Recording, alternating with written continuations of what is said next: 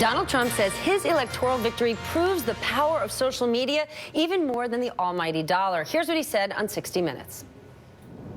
I really believe that the fact that I have such power in terms of numbers with Facebook, Twitter, Instagram, etc., I think it helped me win all of these races where they're spending much more money than I spend.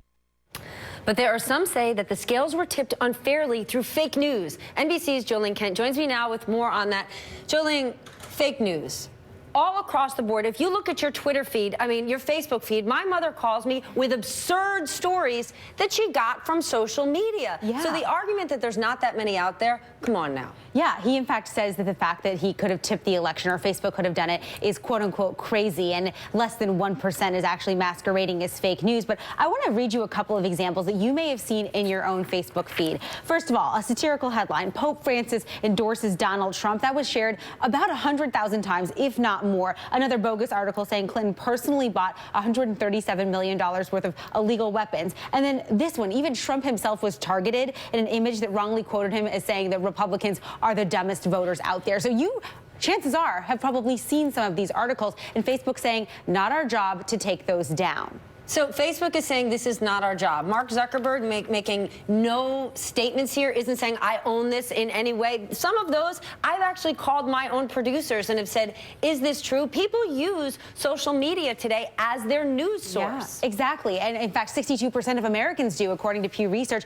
And what Mark Zuckerberg said on Saturday night was this: of all the content on Facebook, more than 99% of what people see is authentic. Only a very small amount is fake news and hoaxes. The hoaxes that do exist, Zuckerberg says, are not limited to one partisan view or even to politics. Overall, this makes it extremely unlikely that hoaxes had changed the outcome of this election in one direction or the other. But what we really see here is the point you just made. Mark Zuckerberg saying, we are not a media company. We are not going to curate. We're not going to censor, and we're not going to change anything. We are a technology content company, or we're a technology sharing platform at heart. So essentially, one commenter then pushed back at that statement and said, guys, you're sharing tons of news, you're making it possible.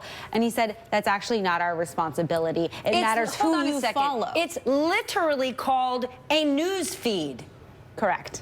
But they're not a news organization. Correct. They say that they don't create the content. It's about who you follow, who you engage with, and who you connect with. And they say it's all about connecting people, and content is not as much of a priority for them. So we do see a lot of pushback, and some academics and analysts out there are telling me, look, what we can do is counter it with more truth and more corrections. But oftentimes you see with these fake news headlines, the truth and the corrections, they do come. Of course they're there, but they don't get as much traction, excuse me. And so that's the technological issue that Facebook really is coming up against right now. Then maybe Mark Zuckerberg should consider renaming the news feed, the just stuff out there from people who you follow feed, because to the best of my knowledge, it is called your news feed. Ling, thank you so much. Thanks, this issue Steph. is not going away. In fact, I think it's going to get scrutinized a whole lot more.